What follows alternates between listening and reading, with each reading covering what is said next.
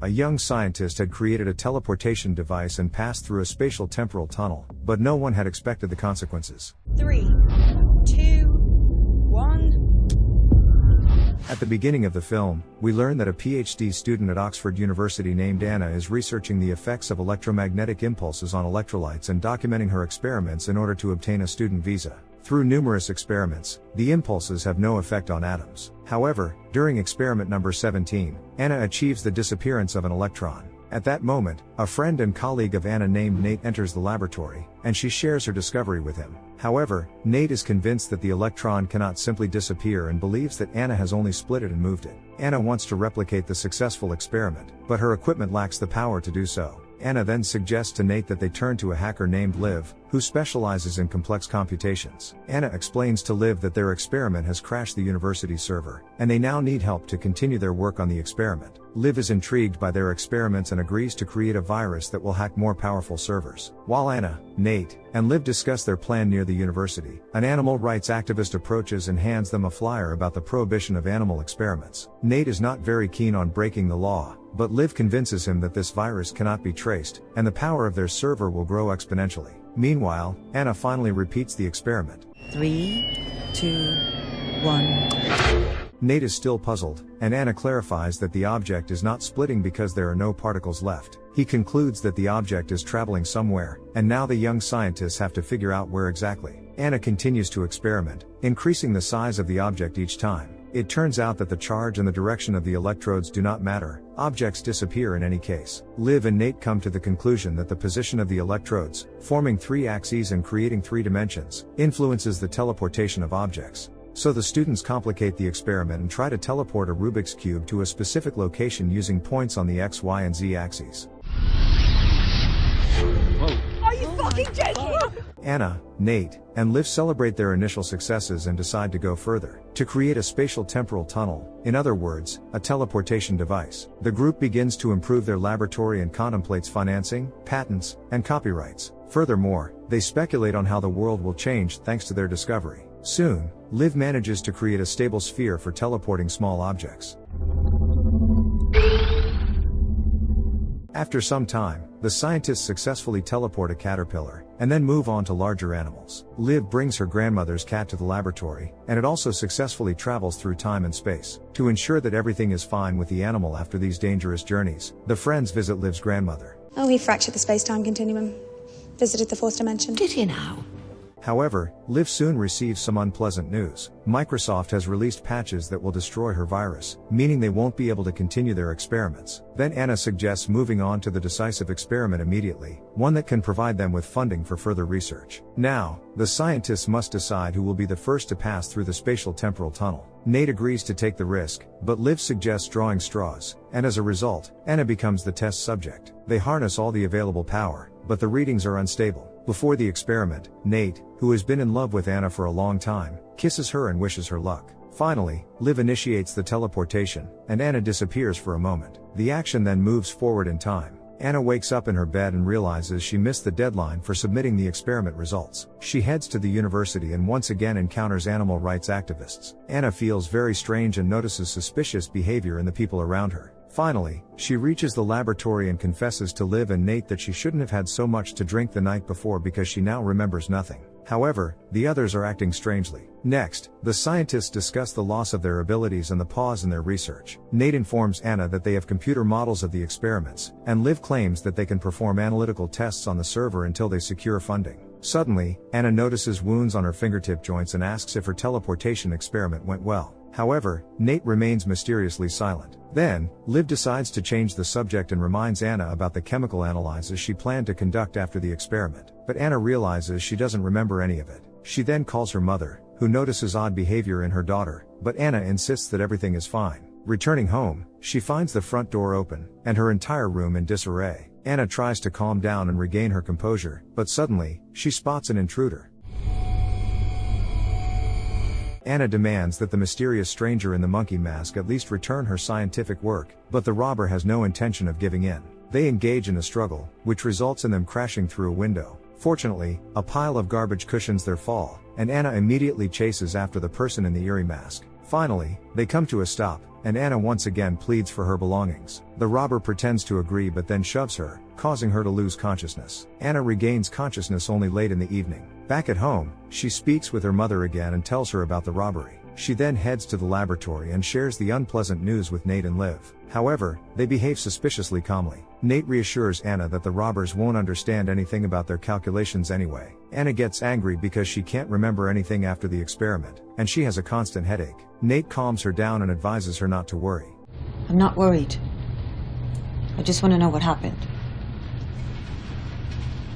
Fragments of memories flash before Anna's eyes, and she again asks her friends how the experiment went. However, Liv irritably states that nothing special happened, and Anna will forget everything the next day anyway. After some time, Anna is still preoccupied with the mysterious robber, but Nate and Liv seem completely indifferent. Suddenly, Liv delivers some unpleasant news. Cybersecurity experts have traced the virus and have reached their university. Now, the young scientists could be accused of cyberterrorism and sent to prison. The group spends time in the laboratory once again. Anna inquires about how much time has passed since the experiment, and Liv reluctantly informs her that it's been about 2 weeks. An annoyed Anna saves this and other important information in her notebook to ensure she won't forget it. Nate reminds Anna that she still hasn't taken blood samples after the experiment, and she gets to work. Taking the samples, she heads to the chemical reagent storeroom but discovers that it's locked, and no one has the keys. Anna begins to suspect that someone was in the laboratory and that someone wants to steal her project. However, Nate remains excessively calm and suggests that she should have lunch and take a break. In bewilderment, Anna leaves, and Liv and Nate stay alone,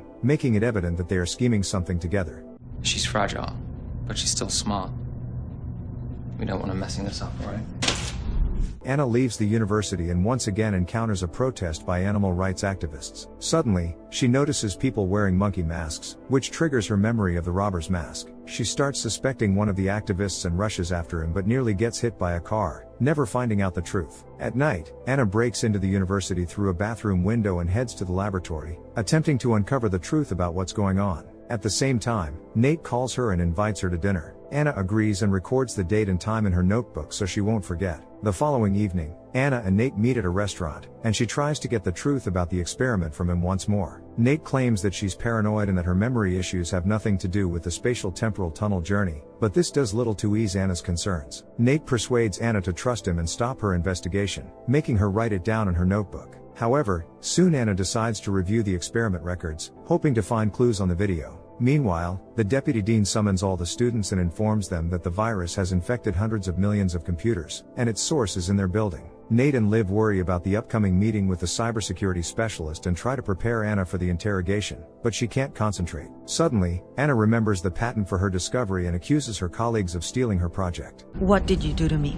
Nate attempts to calm his friend again, but she suddenly notices the t-shirt of one of the activists with the slogan "Animals have souls too," and a hunch strikes her. Anna speculates that since only matter can pass through the tunnel, and a human is more than just physical, perhaps the teleportation only moved her body while leaving her soul behind. However, Nate and Liv insist that this is impossible. Soon, Anna calls her mother and learns that they had already talked in the morning. Furthermore, her mother claims that, at Anna's request, they shouldn't talk unless Anna provides a password. Anna, of course, doesn't remember any of this, which greatly alarms her mother, who now refuses to communicate with her. Perplexed, Anna goes to the university library and begins studying literature on brain function disorders and memory properties. And after a conversation with a casual acquaintance, Anna comes to the conclusion that So, memory is electricity, but electricity is electrons.